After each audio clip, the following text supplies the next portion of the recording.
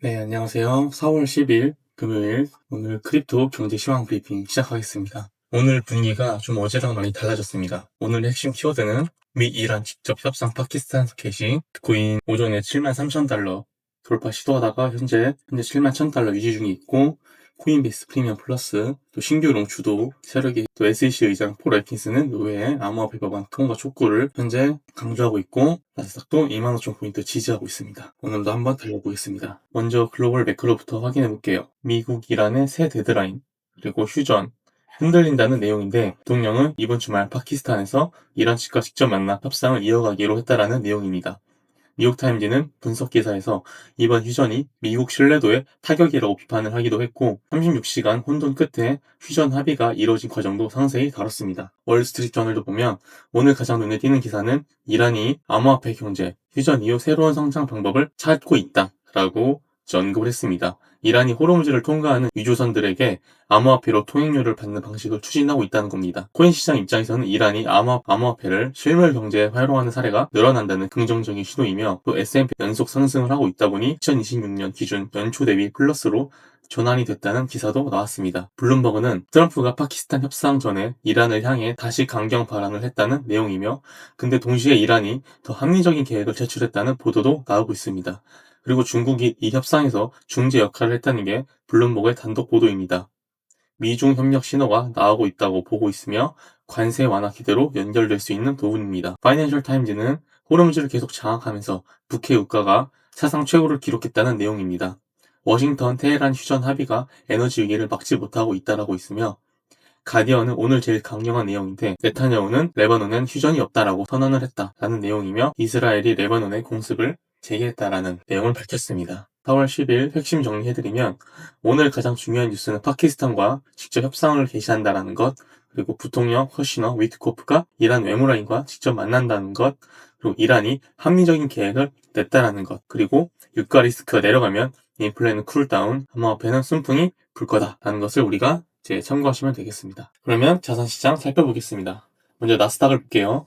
현재 25,000포인트를 유지하고 있고, 거의 어제 보합이다라고 볼 수 있습니다. 하지만 현재 차트가 중요한 자리에 있는데, 제가 별표 드렸던 구간이 이제 25,443인데, 여기를 돌파하고 지지를 해준다면 이제 전고점을 다시 한번 더 찾을 수 있는 그런 모멘텀을 갖게 된다는 것을 알고 있어야 됩니다. 현재 코스피는 주봉상 수렴으로 갈 확률이 높으며, 이 추세선 상방, 하방 어디를 먼저 돌파하는지, 그리고 리테스트를 어떻게 하는지를 우리가 체크를 해야 됩니다. 그럼 그 방향대로 갈 확률이 높으며, 현재 파동으로 봤을 때 3파 이후 4파동이 진행되고 있으며 마지막 5파를 향해 갈 확률이 높다라고 저는 보고 있습니다. 유가를 보면은 현재 제가 위아래 체크해둔 구간이 있는데, 저항대 115에서 116달러, 또 지지 84, 85 현재 끼어져 있으며, 파이낸셜 타임즈랑 월스트리트저널에 의하면 앞으로 이란과 미국이 이 호르무즈 해협을 어떻게 결정을 내릴 것인지에 따라서 이 유가가 사상 최초로 돌파할 것인지 아니면 다시 안정세로 돌아갈 것인지 그 중간에 있다라고 우리가 알고 있으면 되겠습니다. 골드를 보면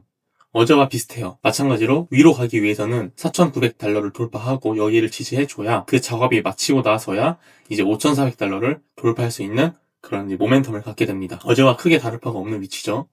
달러 인덱스를 보면은 명백하게 하방 추세선을 돌파하고 지금 현재 리테스트 작업을 진행하고 있습니다.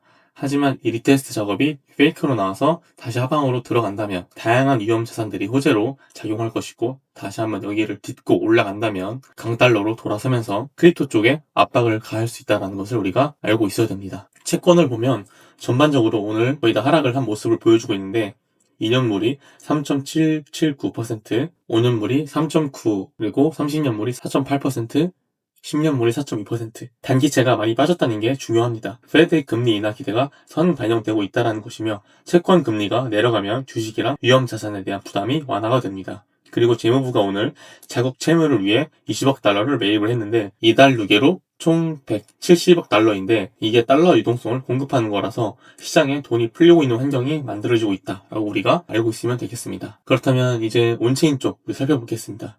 비트코인은 현재 71,706달러 현재 횡보하고 있고, 오늘 오전에 잠시 위로 달렸다가 다시 한번 눌리고 있는 상황이며, 이 체결 약정을 보면 긍정적이라기보다는 위아래 스키징을 내면서 이제 신규 매수로 유입이 들어오곤 있지만 그게 아직까지 유의미하지 않다라는 것을 알고 있으면 되겠으며, 중요한 건 코인베이스 프리미엄이 현재 양수로 진입을 했다라는 것. 하지만 진입을 했다가 다시 한번 하방으로 돌파해서 큰 눌림이 나왔었는데, 여기서 이 코인베이스 직전 저항, 이 양수 저항권을 돌파하지 못한다면 다시 한번 저점을 크게 하회하러 갈 수 있다는 것을 우리가 알고 있어야 됩니다. 청산 맵을 보면 72, 73에 숏 청산 물량이 또 한번 물량이 집중되어 있고, 이걸 뚫으면 연쇄 청산이 터지면서 73K 이상까지 갈 수 있는 구조가 만들어지며, 70K를 이탈한다면 롱 청산이 연쇄로 나올 수가 있습니다. 편등비는 크게 위아래 어디 과열된 곳이 없습니다. CVD 차트를 보면 제가 빨간 고래를 좀 예의주시하면서 보자고 했는데, 갑자기 오전에 매수대로 돌아서면서 갈색 고래와 함께 롱 매수를 받아 올리면서 가격을 상승으로 끌어올리는 그런 쪽발제를 만들어줬고, 다만 현재 71K에서 추가로 더 익절을 한다든지 매도량이 더 나오지 않는다든지 우리가 이 부분을 체크를 해야 되겠습니다. 단기적으로는 나쁘지 않은 상황으로 흘러가고 있습니다. 즉 디지만 해준다면 고래 유입이 들어왔다는 것을 우리가 체크를 할 수 있다는 거죠. ETF 자금도 어제까지는 이틀 연속 유출이 됐었지만 4월 9일은 소폭 유입으로 우리가 확인할 수 있으며, 다행인 거는 연속 유출로 이어지지 않았다는 것. 코인 주요 뉴스 살펴보겠습니다. 첫 번째로 미 재무부 장관 베센트가 암호화폐는 세계가 채택하는 기술이라고 언급을 했습니다. 베센트는 미국 최고의 경제 당국자잖아요. 그 사람이 공개적으로 이런 말을 한 거죠. 제도권에서 가장 높은 레벨의 친크립토 발언이 계속 나오고 있습니다. 두 번째는 SEC 의장 폴 레킨스가 노회에 암호화폐 시장 구조 법안 통과를 촉구했습니다. 규제 명확성이 생기면 기관이 더 편하게 들어올 수 있다는 것. 중장기 자금 유입 기반이 강화가 되고 있습니다. 세 번째, 미 재무부는 디지털 자산 기업들에게 사이버 보안 정보를 무료로 공유한다고 했습니다. 정부와 암호화폐 업계가 협력하기 시작한 거죠. 기관 진입 장벽이 낮아졌다라고 우리가 알고 있으면 되겠습니다. 네 번째는 미 재무부가 자국 채무 20억 달러를 매입했다라는 것. 이달 누계로 총 170억 달러입니다. 이게 뭐냐면 재무부가 시장에 채권을 사들이는 건데, 그러면 시중에 달러가 풀리는 거거든요. 그렇다면 유동성이 확대가 되면서 위험자산의 우호적인 환경이 만들어질 수 있습니다. 다섯 번째로 CG는 바이낸스가 양자 컴퓨팅이 기존 암호화를 깰 수 있다. 비트코인도 하드포크를 해야 할 수도 있다라고 언급을 했다는 것. 이게 좀 충격적인 발언으로 현재 시장에서 받아들여지고 있고, 단기 심리적 부담은 있지만 실제 위험은 멀리 있다라고 그런 양측 의견이 현재 대립 중에 있습니다. 여섯 번째는 백악관이 이란 전쟁 중에 직원들의 예측 시장 베팅을 금지했습니다. 어제 트럼프 인사이더 숏 논란이랑 연결이 되는 내용인데, 내부 정보를 이용한 베팅을 막겠다는 거죠. 정치 리스크 관리 차원으로 보면 되겠습니다. BNY 멜로는 직원주택 계약금에 6,500달러를 지원한다는 것. 전통금융권에서 직원복지 강화가 나오고 있으며, 이것은 미국 소비로 이어지고 안정된 신호로 나올 수 있으며 경기 하방을 제한하는 요인으로 작용할 수 있다라고 우리가 참고하시면 되겠습니다. 미국 증시 S&P 500은 연속 상승 중에 있으며 2026년 기준 연초 대비 플러스로 전환을 했다라고 뉴스에서 도보를 하고 있으며, 위험자산 전반에 긍정적인 심리가 확산이 되고 있고, 비트코인도 동반 상승 환경이 지속이 되고 있다라고 우리가 알고 있으면 되겠으며, 미국, 이란 직접 협상이 올 리스크 하락, 또 인플레 하락, 크립토 순풍으로 이어질 수 있다라는 것을 많은 언론사들이 현재 관심을 갖고 지켜보고 있습니다. 이 협상이 어떻게 마무리가 되는지가 가장 중요하겠죠. 오늘의 결론을 말씀드리면, 비트코인은 현재 71K대 유지, ETF는 유입 전환, 기관 매수, 제도권 호재, 3중 신호가 동시에 나왔으며, 상방 시나리오는 72K를 돌파하면 73, 75K까지 숏 청산이 연쇄가 가능하다라는 것.